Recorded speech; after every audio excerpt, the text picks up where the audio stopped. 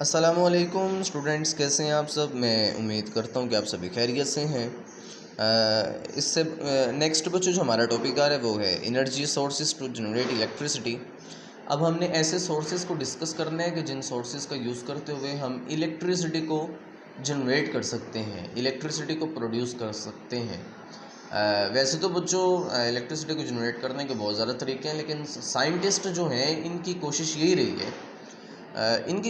रही है कि ऐसे सोर्सेज़ को सर्च किया जाए या फिर ऐसे सोर्सेज़ प्रोड्यूस किए जाएँ कि जिससे जो इलेक्ट्रिसिटी जनरेट हो वो इनएक्सपेंसिव हो और ये इन्वायरमेंट फ्रेंडली वे हो इलेक्ट्रिसिटी को जनरेट करने का। तो सबसे पहला जो वे है वो है सोलर एनर्जी। आप लोगों ने देखा होगा अक्सर घरों में सोलर लगे होते हैं। यहाँ पर दो तरह के कॉन्सेप्ट यूज़ होंगे। एक तो law of conservation of energy का है और दूसरा हम देखेंगे कि इलेक्ट्रिसिटी को प्रोड्यूस किया जाता है।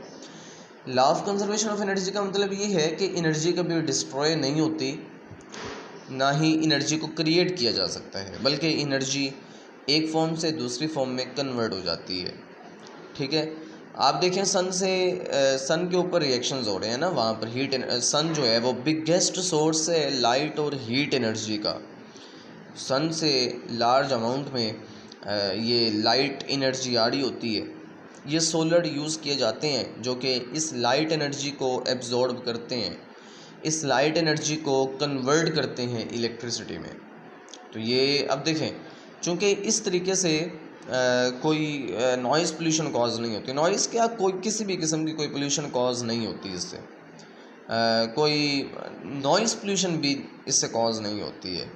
तो इसलिए हम इसको कहते हैं कि ये इन्वायरमेंट फ्रेंडली है। इन्वायरमेंट फ्रेंडली का मतलब यही है कि इससे कोई पोल्यूशन कॉज नहीं होगी। ठीक है, और दिन ब दिन इसका इस्तेमाल इसलिए बढ़ता जा रहा है चूँकि ये इतना भी एक्सपेंसिव नहीं है, लेकिन इसको इनएक्सपेंसिव वे ही कंसिडर किया जाता है थोड़ा सा एक्सपेंसिव, जो अफोर्ड नहीं कर सकते उनके लिए, लेकिन आमतौर पे इतना भी ज़्यादा एक्सपेंसिव नहीं है कि किसी की रेंज में ना हो। तो आजकल तो तकरीबन काफ़ी स्कूल्स, काफ़ी घरों में, बल्कि ये इंडस्ट्रियल लेवल पे भी यूज़ हो रहा है क्योंकि इन एक्सपेंसिव वे इसको कंसिडर किया जाता है। तो दिन ब दिन इसका इस्तेमाल बढ़ता जा रहा है। तो ये बना किससे होता है? ये फोटोवोल्टिक सेल से बना होता है। आप देख रहे हैं, आपको वैसे देखने में लगेगा जैसे बॉक्स बने हुए हैं छोटे छोटे, तो ये एक सेल कहलाता है। ये सेल को मिलकर पूरा एक सोलर सेल बनता है। ये सोलर सेल मिलके पूरा एक सोलर पैनल बनता है। ठीक है, उसके बाद आ जाता है बच्चों विंड एनर्जी। सबसे पहले तो ये पता होना चाहिए विंड होती क्या है। Moving air is called wind. Air जब मूविंग कंडीशन में होती है, मूव कर रही होती है, तो इसको बोला जाता है विंड। आप लोगों ने देखा होगा अक्सर ना खुले इलाकों में इस तरीके से ये विंड टर्बाइंस लगाए जाते हैं। विंड टर्बाइंस लगाने का मकसद ये होता है कि जब ये घूमे, आपको देखने में तो ये लग रहा है जैसे ये ब्लेड्स हैं इसके, बिल्कुल ब्लेड्स ही हैं। सर ये घूमने से इलेक्ट्रिसिटी कैसे प्रोड्यूस हो जाएगी?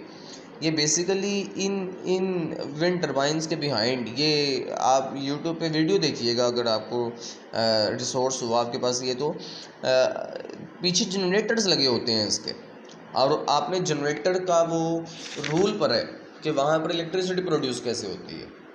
ये कि मैग्नेट के दो पोल्स होंगे, स्ट्रॉन्ग मैग्नेटिक फील्ड होगी, दरमियान में रेक्टेंगुलर कॉइल होगी। ये जब मूव करेगी तो नंबर ऑफ टर्न्स ज़्यादा होंगी ना, रिलेटिव मोशन ज़्यादा होगी मैग्नेट और कॉइल के बिटवीन।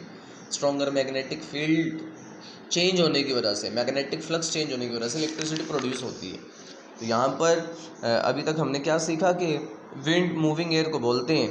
यहाँ पर ये खुले इलाकों में विंड टर्बाइंस लगे होते हैं जो कि हवा के यानी एयर के मूव करने की वजह से ये भी मूव करते हैं, तो इनकी रोटेशन की वजह से इलेक्ट्रिसिटी को प्रोड्यूस किया जाता है। ये भी इन्वायरमेंट फ्रेंडली है क्योंकि ये भी पोल्यूशन कॉज नहीं करता। तो ये बच्चों आपका टॉपिक था। मैं उम्मीद करता हूँ आपको समझ आई होगी। इसके अलावा आप इसको रीड करें, इसको अंडरस्टैंड करें, लेकिन अगर आपको फिर भी समझ नहीं आती है तो आप इनबॉक्स करके ज़रूर पूछें। उसके बाद इसको अच्छे से याद भी करें। ओके जी, अल्लाह हाफिज़।